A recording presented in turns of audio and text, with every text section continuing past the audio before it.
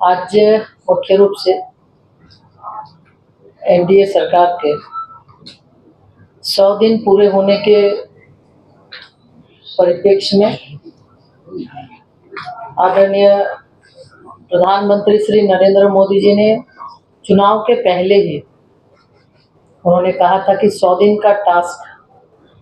सभी को दे के आए हैं। तो 100 दिन में भारत सरकार की जो उपलब्धि रही है विभिन्न विभागों की, आज उसके बारे में संक्षिप्त एक जानकारी आप लोगों को देना है। और जैसा कि आप सभी जानते हैं कि 4 जून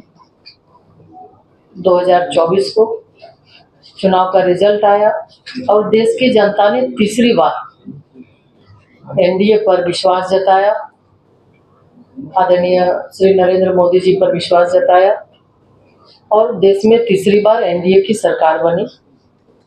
और लगातार पिछले 10 वर्षों में जिस तरह से देश के लिए, देश के लोगों के लिए और प्रधानमंत्री जी का एक लक्ष्य कि जो 4 आयाम को लेकर उन्होंने युवा, महिला, किसान और गरीब, इन चारों आयामों के लिए योजना तैयार करना और उस योजना को नीचे स्तर तक, लाभुक तक, पात्र लाभुक तक पहुंचाना, ये एक लक्ष्य के साथ,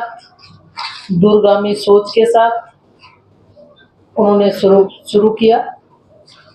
और लगातार इस कार्यकाल में, तीसरे कार्यकाल में विभिन्न विभागों के द्वारा बड़े बड़े निर्णय भी किए गए और इसी से ये साफ जाहिर होता है, दर्शाता है कि प्रधानमंत्री श्री नरेंद्र मोदी जी की प्राथमिकता क्या है। नेशन फर्स्ट को लेकर काम करते हैं और इस 100 दिन में कई बड़े और ऐतिहासिक निर्णय भी किए हैं, जिसमें अगर हम देखें तो लगभग इस 100 दिन के अंदर में 15 लाख करोड़ से ज्यादा की योजनाओं का शुभारंभ भी किया गया है और उद्घाटन भी किया गया है। इसी क्रम में इंफ्रास्ट्रक्चर पर विशेष जोर दिया गया है। इंफ्रास्ट्रक्चर के क्षेत्र में हम अगर देखें तो सरकार ने पिछले 100 दिनों में 3 लाख करोड़ रुपए की परियोजना की स्वीकृति दी है, जिसमें सड़क, रेल, बंदरगाह और हवाई मार्ग पर विशेष फोकस किया गया है। इसके साथ ही प्रधानमंत्री ग्राम सड़क योजना चतुर्थ फेज की स्वीकृति भी मिल गई है, जिसमें 49,000 करोड़ रुपए की लागत से लगभग 25,000 अनकनेक्टेड जो गांव मुख्य सड़क से जुड़ा नहीं था, तो 25,000 से ज्यादा गांवों को इसमें जोड़ने का प्रावधान और जोड़ने के लिए मंजूरी दे दी गई है। इसके साथ ही किसानों के लिए भी माननीय प्रधानमंत्री जी ने, जो किसान, चूंकि 4 आयाम में मुख्य रूप से किसान भी आते हैं, किसानों के लिए किसान सम्मान निधि, जैसा कि लगातार 2 किस्तों में किसानों को जो पैसे दिए जाते हैं 3 किस्तों में, तो इसकी भी स्वीकृति लगभग 9.3 करोड़ किसानों को 20,000 करोड़ रुपए सीधे उनके खाते में प्रधानमंत्री जी के द्वारा दी जा चुकी है। और अभी तक कुल 12 करोड़ 33 लाख किसानों को 3 लाख करोड़ वितरित किए जा चुके हैं। इसी तरह से देश में कार्यरत कर्मचारियों के व्यापक हित को देखते हुए यूनिफाइड पेंशन स्कीम की भी स्वीकृति दे दी गई है और यूनिफाइड पेंशन स्कीम के माध्यम से अधिकतम 25 वर्षों तक काम करने वाले हमारे सरकारी कर्मचारियों को उनके मूल वेतन का लगभग 50% पेंशन के रूप में उन्हें मिलेगा। इसी के साथ साथ युवाओं की बात अगर करें तो 4 आयाम में एक युवा भी है। युवा को आगे बढ़ाने के लिए हर एक क्षेत्र में युवाओं को की सशक्तिकरण के लिए और उनके भविष्य को संवारने सजाने के लिए सरकार कृत संकल्पित है। और इसी के तहत एनडीए सरकार ने युवाओं के लिए अनेक ऐसी योजनाएं शुरू की है, जिसमें हम देखें तो 2 लाख करोड़ के पीएम पैकेज की घोषणा, जिसमें युवाओं के रोजगार और कौशल को बढ़ावा मिलेगा। और इससे 5 साल में 4 करोड़ युवाओं को लाभ पहुंचाने का भी प्रावधान इसमें किया गया है। इसके साथ 1 करोड़ युवाओं को टॉप कंपनियों में इंटर्नशिप के अवसर भी उसमें मिलेंगे और उसके तहत भी एक मुफ्त सहायता राशि भी प्रदान करने की घोषणा की गई है और उन्हें प्रदान किया जाएगा। इसके साथ देखें तो प्रधानमंत्री आवास योजना, इसके बारे में माननीय प्रधानमंत्री जी ने कहा था 3 करोड़ प्रधानमंत्री आवास योजना की स्वीकृति दी गई है, जिसमें 2 करोड़ ग्रामीण और 1 करोड़ शहरी आवास की स्वीकृति दी जा चुकी है, ताकि कोई भी बेघर न रहे। हर किसी का एक लक्ष्य संकल्प होता है कि अपना एक जीवन काल में घर हो, तो ये एक घर बनाने का माननीय प्रधानमंत्री जी ने संकल्प लिया है कि कोई भी बेघर न रहे। उसी के तहत पहले कार्यकाल में 4 करोड़ और इस बार 3 करोड़ की स्वीकृति दी गई है। उसके साथ साथ आयुष्मान भारत के तहत वरिष्ठ जनों के लिए भी कि 70 वर्ष से ऊपर के लोगों के लिए पिछले दिनों जो प्रधानमंत्री जी ने कहा था तो भी किए जा रहे हैं। इसी के तहत अगर हम देखें तो इस बार बजट में जो जेंडर बजट है, लगभग 3 लाख करोड़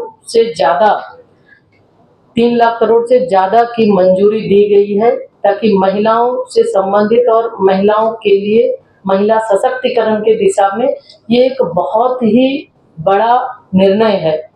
और इसके तहत हम देखें तो फिर दीनदयाल अंत्योदय योजना के माध्यम से लगभग 10 करोड़ से अधिक महिलाओं को संगठित कर उसकी आजीविका, डिजिटल साक्षरता और सामाजिक विकास के लिए लगभग 90 लाख से अधिक स्वयं सहायता समूहों का गठन किया गया है। इसी तरह उसके माध्यम से उसे लाभ दिया जा रहा है। इसी तरह पर्यटन दीदी और पर्यटन मित्र के माध्यम से भी, यानी पर्यटन स्थलों पर जब कोई जाएंगे तो वहां पर इनके माध्यम से लोगों को सुविधा मिल सके और पर्यटन दीदी के माध्यम से लोगों को रोजगार, हमारी बहनों को रोजगार मिल सके, इसकी भी व्यवस्था सरकार के माध्यम से किया जा रहा है। इसके साथ ही साथ लखपति दीदी की बात करें तो लखपति दीदी के लिए भी जो माननीय प्रधानमंत्री जी के द्वारा लगातार इस पर चर्चा भी की जाती है। लखपति दीदियों से काफी संवाद भी स्थापित किए गए हैं। तो इसी में 11 लाख नई लखपति दीदी को भी प्रमाण पत्र दिए जा चुके हैं। यानी अभी के समय में जो हमारी लखपति दीदी 11 लाख से ज्यादा बन चुकी हैं, जो 1 करोड़ से अधिक लखपति दीदी प्रतिवर्ष लगभग 1 लाख रुपया वो कमाएंगी। तो इस तरह से फिर मुद्रा योजना की बात करें तो उसमें भी लगभग पहले 10 लाख रुपया का प्रावधान था। 10 लाख से अभी इसको बढ़ाकर 20 लाख रुपया कर दिया गया है, जिसके माध्यम से हमारी बहनों को जो रोजगार करने वाले उनको ये विशेष इसका लाभ भी मिलेगा। साथ ही साथ हम वुमेन लेड डेवलपमेंट की बात कर रहे थे कि जो प्रधानमंत्री जी का एक संकल्प है, जो एक दृष्टिकोण है और विकसित भारत का जो संकल्प है, विकसित भारत का जो सपना है, तो विकसित भारत के संकल्प को सिद्धि तक पहुंचाने का जो एक रास्ता है, निश्चित रूप से उसमें महिलाएं भी उसकी बहुत बड़ी अहम भूमिका उसमें निभाने वाली है। इसलिए आज वुमेन लेड डेवलपमेंट की ओर बात कर रहे हैं। साथ ही साथ हम महिला बाल विकास मंत्रालय की ओर से ये भी आपको हम बताना चाहेंगे, क्योंकि हम चाहते हैं कि महिला कार्य क्षेत्र में महिलाओं की भागीदारी बढ़े, इसके लिए भी लगातार प्रयास किए जा रहे हैं। और अभी महिला बाल विकास विभाग के माध्यम से और साथ ही साथ विभिन्न औद्योगिक घरानों के माध्यम से, औद्योगिक क्षेत्रों के माध्यम से, कि जहां कामकाजी महिलाएं हैं, उस कामकाजी महिलाओं के लिए सुरक्षित घर की व्यवस्था हो और उसके साथ साथ पालना के तहत उनके बच्चों के लिए क्रैच की व्यवस्था हो सके, ताकि कामकाजी महिलाएं दिन भर जब वो काम करती हैं तो उनके बच्चों की देखरेख के लिए क्रैच की भी व्यवस्था हो। तो इसके लिए भी हम काम कर रहे हैं। इसके साथ साथ वर्किंग वुमेन हॉस्टल की भी बात, जो कामकाजी महिलाओं के जो सुरक्षित घर की बात हमने कहा, तो वर्किंग वुमेन हॉस्टल के माध्यम से, चूंकि वहां पर हर तरह की व्यवस्थाएं होंगी, तभी शायद कामकाजी महिलाओं को एक अच्छा अवसर भी मिल पाएगा। और इसके लिए हम औद्योगिक घरानों को भी प्रोत्साहित कर रहे हैं और उसके साथ साथ विभाग के माध्यम से भी इस पर हम लोग काम कर रहे हैं। इसके साथ ही हम आपको बताएं कि अभी एक शी बॉक्स पोर्टल का भी लॉन्च पिछले दिनों अपग्रेडेड वर्जन का लॉन्च अभी हमने किया है। इसके माध्यम से जो कार्यस्थल पर काम करने वाली जो महिलाएं हैं, जिनके साथ अगर किसी भी तरह का सेक्सुअल हरासमेंट होता है, तो वो उस सी बॉक्स पे पोर्टल के माध्यम से वो कंप्लेन दर्ज कर सकती है और उसके बाद उसके माध्यम से उनको उस पर कार्य भी होंगे, क्योंकि हर एक जगह इसके लिए कमिटी बनी होती है और कमिटी बनेगी। कमिटी के माध्यम से किसी भी तरह की कोई शिकायत अगर है तो शिकायत को दूर करने का भी प्रावधान है उस कमिटी का। तो इसके माध्यम से भी जो पॉस एक्ट है खास करके आदि किए जा रहे हैं। इसी के तहत अगर हम देखें तो इस बार बजट में जो जेंडर बजट है, लगभग 3 लाख करोड़